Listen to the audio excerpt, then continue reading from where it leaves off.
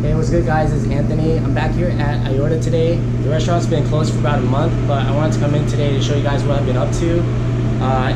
Before we get started, I wanted to let you guys know that this has been my personal diet for about like 8 months now. And I'll go into more detail about it in a later video. But for now, let's focus on how this way of eating is optimal for testosterone production. First, eating a diet of nutrient-dense whole foods is richer in nutrients and minerals, with vitamin D, zinc, and magnesium being the most important for testosterone production. That's also why I'm out here on the track today with the shirt off, trying to get some vitamin D right now. It's best to eat at maintenance calories or a slight caloric surplus, so that way your body has enough calories to produce testosterone. If you eat at a caloric deficit, your body goes into like survival mode and it conserves all that energy to other stuff instead of hormone production. So I originally adopted these macros from Ben Greenfield. I believe it's like the best of both worlds. You get to eat a keto diet, but it still has carbs. This is the original formula from his website, bengreenfieldfitness.com. Here he's basically saying that he eats up to 0.8 grams per pound of body weight in protein, at least 40% of calories from fat, and about 30% of calories from carbs. It's important to note that even though you're eating carbs, if you're metabolically flexible or fat adapted, which just means that your body can use both fat and carbs for fuel, you'll still be able to re-enter ketosis if, for example, you eat majority of your carbs in the evening. More importantly, those being complex carbs. I know some of you guys out there might be saying that, oh, that's too little protein or whatever, only a maximum of 0.8 grams per pound. But studies have shown that a higher protein diet leads to higher levels of cortisol. And when you have higher levels of cortisol, it starts competing with testosterone for hormonal precursors and raw materials. That's why I've been lowering my protein intake to this upper limit ever since I found out about this. So for today's meal, it's going to be about boosting testosterone production. Today's meal is going to be about boosting testosterone production.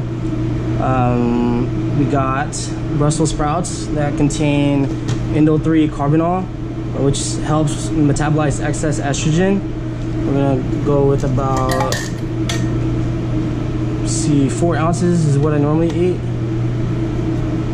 This one's too big. So 4 ounces of, it's 3 pieces. Yeah, just about 4 ounces of Brussels sprouts. And then we have, this is more so just for immunity, or to boost my immune system, especially during this time. We got shiitake here. It's gonna do like 2 ounces. Let's see, 2 ounces.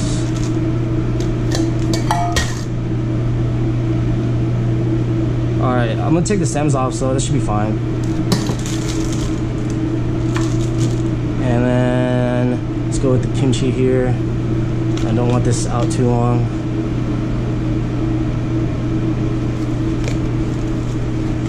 Alright, so kimchi is also more so for like immunity boosting, but it's also a cruciferous vegetable, and that's gonna also help with metabolizing estrogen.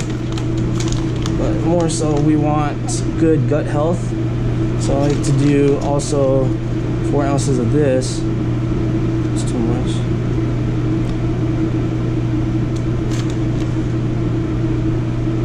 That's okay.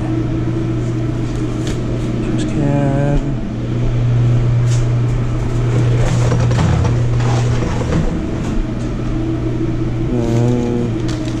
I like to put the kimchi back in a Ziploc bag, because you don't want that to be exposed to too much oxygen.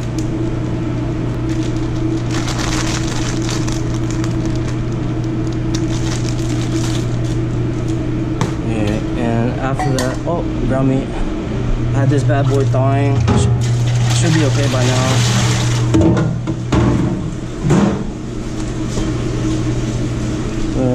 do so. This right here is grass-fed beef with certified humane pork from Du Breton. I have a blend of the 1 pound of ground pork, 1 pound of 93.7 grass-fed beef, and also 8515 grass-fed beef. And it's marinated. Oh shit! It's marinated teriyaki style. And we're gonna do, or not, almost like a teriyaki style. It's my own marinade that I came up with, but very similar to bulgogi and teriyaki. We'll do 200 grams of this. Oh yeah, it's odd. 200 grams. Should be good.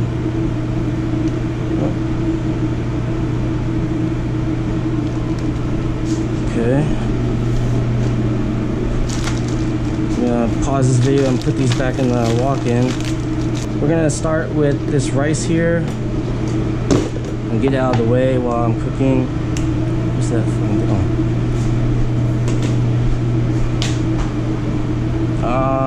Rice spoon, rice spoon, rice spoon.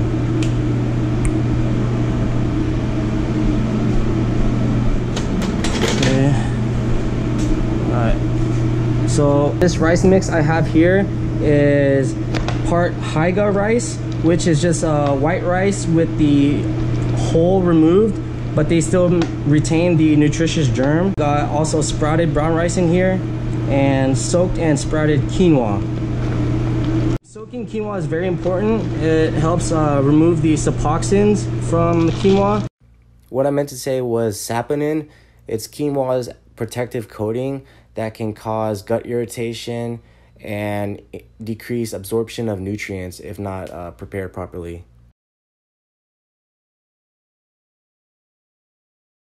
Alright, I don't know what happened, but the camera cut off. Since then, all I did was just add oil to the pan. I did 50-50 mix of avocado oil and beef tallow. I like to do a 50-50 mix of one saturated fat and one oil high in monounsaturated fats, so that way I get a good mix. Alright, so we're just gonna preheat the pans here, or preheat this pan for the mushroom and kimchi. But for this pan here, you're gonna want to add the Brussels in cold, just face down and covered for about we're gonna do 5 minutes and see where they're at. You literally just put them face down and cover. So you can set a timer for that.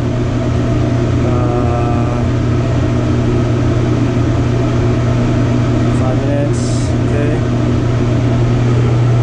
And I forgot to mention earlier, we want this pan at 325, at least 325. This here is going to be for the sunny side up egg. We use some residual oil to pour in here so that way the egg doesn't stick, even though it's already a non-stick pan. First, we're going to do the kimchi. This should be just about ready now.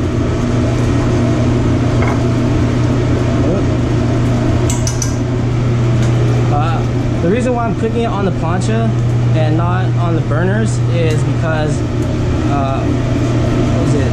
Every time I've cooked on the burners, even with like the lowest heat, I have to pay too much attention, so I don't like over brown anything. But on the plancha, I can just leave it, set it, forget it, and it's because the fire's underneath this metal thing, it's very gradual, like cast iron. Just about ready here. So it's 311.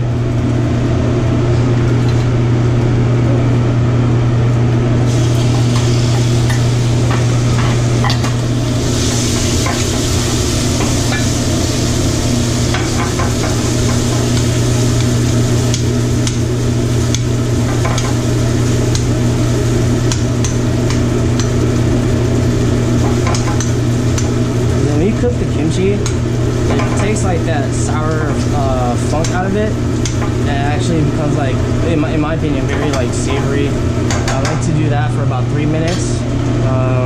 By the time this is done, the Brussels should be ready. Let's see where we're at. Yeah, just about. And then after 3 minutes has gone, we're not gonna like fully cook this. I'm just gonna give it like that.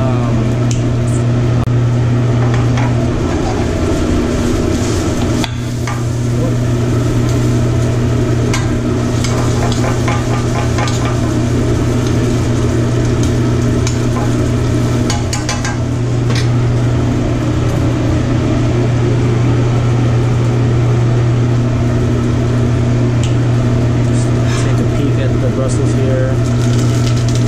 Make sure they're not over browning. Alright, so now that the Brussels are very brown, just on the edge of like being too dark, the top side is still not cooked, so we're gonna let it steam in here. We're gonna flip them actually so that they cook the other side faster.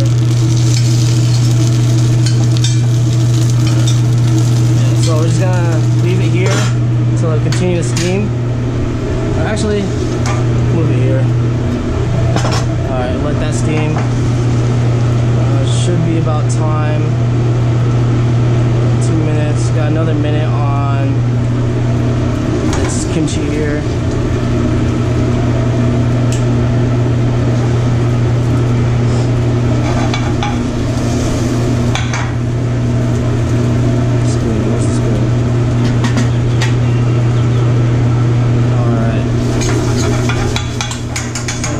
Just about ready to add the meat.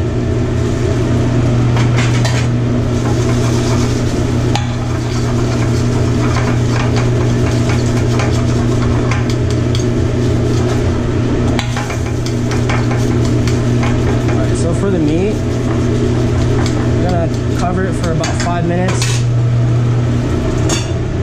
So that way cook.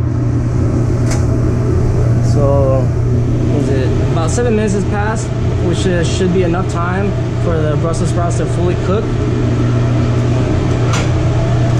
And just, you can see what I'm looking at. Yeah, very nice. So we're gonna set this aside. Well, actually, we'll put it on here.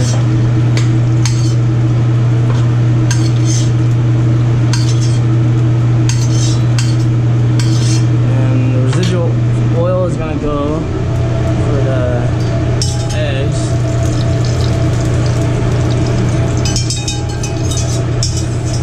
That's fucking hot.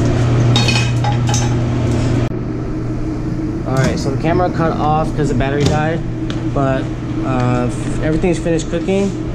It's got a plate. We got the quinoa rice heated up. I'm gonna add my African spiced butter sauce to the rice for healthy saturated fat.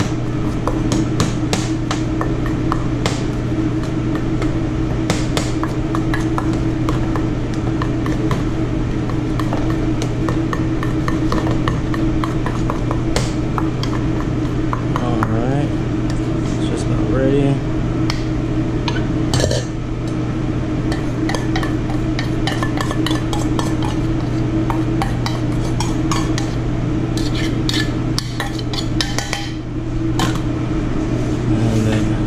Kimchi, shiitake mix.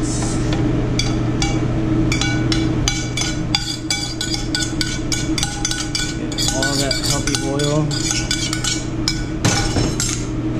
And we got the Brussels. And last but not least, sunny side up egg. I have sparkling water here in a glass bottle instead of a plastic one because most plastic bottles have BPA that can seep into your water, and that interferes with hormones.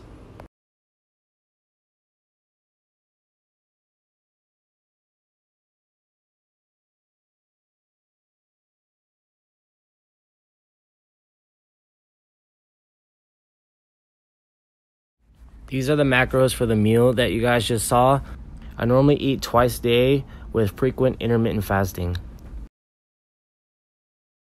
Dave Asprey recommends that out of all your calories from fat, you want 50% of those to come from saturated fats and about 20 to 25% of those to come from monounsaturated fats. Here's a sample meal that I would eat a couple hours after that. As you can see, it's still very high calorie. These are the macros after a full day of eating those two meals. The only thing that I didn't include was some grass-fed Greek yogurt and about a tablespoon of raw honey as sweetener. As you can see here, everything coincides with what we went over earlier. More than 40% of calories are coming from fat, about roughly 30% of calories from carbs, and less than 0.8 grams per pound of body weight in protein. Alright, that is it, guys. Thank you so much for watching. I hope the video was very informative, and I hope it helps you guys as much as it has helped me. But until next time, I gotta go get this garage workout in.